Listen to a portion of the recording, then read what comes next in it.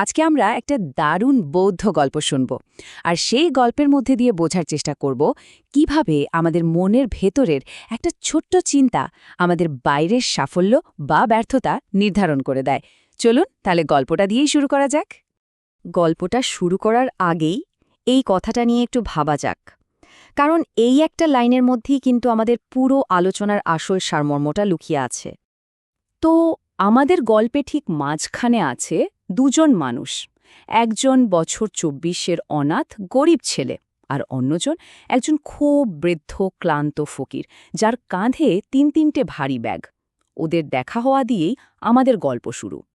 তো ফকিরটা এত লম্বা পথ হেঁটে এসেছেন যে তিনি একদম ক্লান্ত কাহিল একটা গাছের নিচে বসে পড়লেন।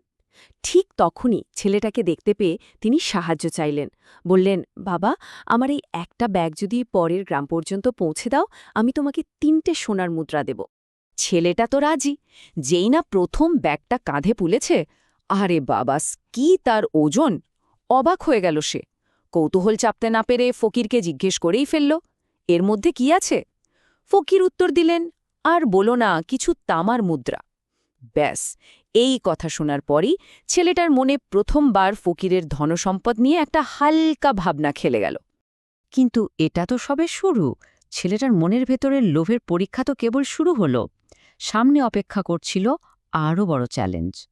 তো হাঁটতে হাঁটতে ওরা এসে পৌঁছালো একটা নদীর ধারে। ছেলেটা তো দিব্যি তরতর করে নদী পার হয়ে গেল, কিন্তু বৃদ্ধ ফকির দুটো ভারী ব্যাগ নিয়ে আর পার হতে পারছিলেন না। তিনি আবার ছেলেটাকে ডাকলেন, বললেন দ্বিতীয় ব্যাগটা পার করে দিলে আরও ৩টে সোনার মুদ্রা দেবেন। ছেলেটা দ্বিতীয় ব্যাগটাও কাঁধে নিল।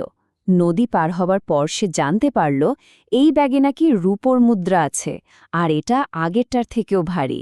একটা ব্যাগে তামা, আরেকটায় রূপো। এই ভাবনাটা আসতেই ছেলেটার মাথা দ্রুত কাজ করতে শুরু করল। সে মনে মনে ফকিরের বিশাল সম্পদের একটা ছবি আঁকতে শুরু করেছে। এবার একটা একদম নির্জন জায়গায় এসে ছেলেটার মনের ভেতরে যুদ্ধ শুরু হয়ে গেল। মন বলছে, আরে এ তো দারুণ সুযোগ, এই বুড়ো লোকটা তোকে ধরতেও পারবে না। এই মুদ্রাগুলো নিয়ে পালিয়ে গেলে তো জীবনটাই বদলে যাবে। যদিও সে প্রথমবার এই চিন্তাগুলোকে পাত্তা না দেওয়ার চেষ্টা করল। যাত্রার প্রায় শেষ দিকে সামনে পড়ল একটা খাড়া পাহাড়। বৃদ্ধ ফকির তো আর চলতে পারছেন না। বললেন, আমার এই বয়সে আর এক বিন্দু ওজন নিয়েও এই পাহাড়ে চড়া সম্ভব না। তিনি শেষবারের মতো ছেলেটাকে তৃতীয় আর শেষ ব্যাগটা নিতে অনুরোধ করলেন, আর সাথে এটাও সাবধান করে দিলেন ব্যাগটা যেন হাত থেকে পড়ে না যায়। আর যেই না ফকির বললেন যে ৩ নম্বর ব্যাগটায় আছে সোনার মুদ্রা, ব্যাস, সোনা শব্দটা শোনার সঙ্গে সঙ্গেই ছেলেটার মনের সব দ্বিধা, সব ভালো চিন্তা, সব উধাও। ওর মন তখন উত্তেজনায় আর লোভে টকবক করে ফুটছে। ব্যাস, এইখানে ছেলেটার বিবেক, ওর ভালোমন্দ বোঝার ক্ষমতা সব যেন লোভের বন্যায় ভেসে গেল। এখন আর সে তার চিন্তাকে নিয়ন্ত্রণ করছে না, বরং তার চিন্তাই তাকে নিয়ন্ত্রণ করা শুরু করেছে। দেখুন, আমাদের মন কিন্তু খুব চালাক। যখন আমরা কোনো ভুল কাজ করতে যাই, মন নিজেই হাজারটা যুক্তি সাজিয়ে দেয় এইটা বোঝানোর জন্য যে কাজটা ঠিক। ছেলেটার সাথেও ঠিক তাই হলো। সে নিজেকে বোঝাতে শুরু করল, আরে এ বুড়োর এত টাকা দিয়ে কি হবে, আমি পেলে আমার জীবনটা গুছিয়ে যাবে। আর কে জানে, লোকটা হয়তো নিজেই চোর, চোরের থেকে চুরি করলে আর কি এমন পাপ। আর যা হওয়ার তাই হলো। পাহাড়ের ঠিক চূড়ায় উঠে, যেখান থেকে নামার রাস্তা, ছেলেটা দিল দৌড় ৩টে ব্যাগ নিয়েই। লোভের নেশায় তখন ওর নিজেকে একদম হালকা আর বিজয়ী মনে হচ্ছে। কিন্তু গল্পের আসল টুইস্ট তো এখনো বাকি। ছেলেটার এই কাজের ফল কি হলো, আর গল্পের আসল সত্যিটা কি ছিল, চলুন দেখি। ভীষণ উত্তেজনায় কাঁপতে কাঁপতে ছেলেটা বাড়ি পৌঁছাল। চোখে তার নতুন জীবনের স্বপ্ন। আর দেরি না করে সে ব্যাগগুলো খুলতে শুরু করল, এই ভেবে যে তার ভাগ্য আজ বদলে যাবে। কিন্তু ব্যাগ খুলে সে যা দেখল, তাতে ওর মাথায় যেন বাজ পড়ল। ৩টে ব্যাগেই শুধু মরচে পড়া মূল্যহীন লোহার মুদ্রা। কোনো তামা, রূপো, সোনা কিচ্ছু নেই। সে সাথে সাথে বুঝে গেল তাকে কি সাংঘাতিক বোকা বানানো হয়েছে।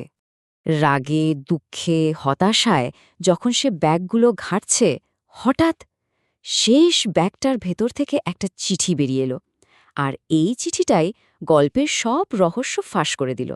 চিঠিতে লেখা ছিল, এই পুরো আয়োজনটা আসলে ছিল একটা পরীক্ষা, একজন সৎ উত্তরাধিকারী খোঁজার পরীক্ষা।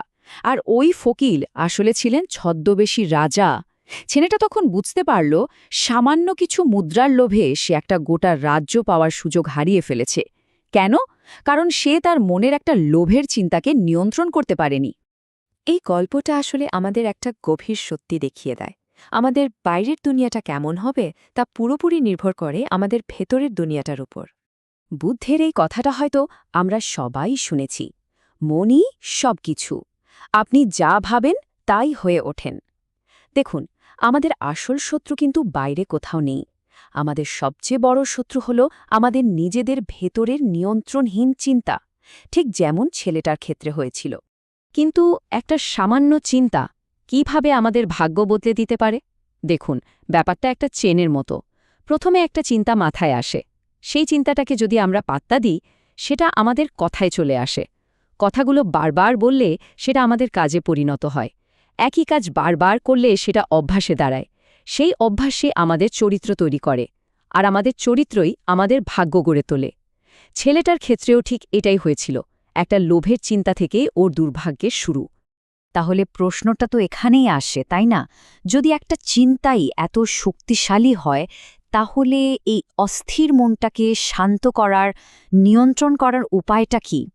চলুন তাহলে এবার আলোচনার শেষ ধাপে যাওয়া যাক। মনকে বশে আনার কিছু দারুণ কার্যকরী উপায় জেনে নেওয়া যাক, যেগুলো বৌদ্ধ দর্শন থেকেই নেওয়া। বৌদ্ধ দর্শন দুটো খুব সহজ কিন্তু ভীষণ শক্তিশালী পথের কথা বলে। এক, যে কোনো কাজ করার আগে নিজেকে শুধু একটা প্রশ্ন করা, আমি এই কাজটা কেন করছি, আমার আসল উদ্দেশ্যটা কি? এই অভ্যাসটা আমাদের সচেতন করে তোলে। আর দুই, মননশীলতা বা মাইন্ডফুলনেস, মানে নিজের মনের মধ্যে আসা চিন্তাগুলোকে শুধু একজন দর্শকের মতো দেখা, সেগুলোর ভালো মন্দ বিচার না করে বা সেগুলোর দ্বারা প্রভাবিত না হয়ে। শেষ করব এই অসাধারণ কথাটা দিয়ে, একটি ভালো সুখী জীবনের আসল চাবিকাঠি কিন্তু বাইরে কোথাও নেই, সেটা আছে আমাদের ভেতরে। আর তার প্রথম ধাপ হল নিজের ভেতরের চিন্তাগুলোকে কোনো প্রতিক্রিয়া ছাড়াই পর্যবেক্ষণ করতে শেখা, তার দাস না হয়ে তার মনিব হওয়া।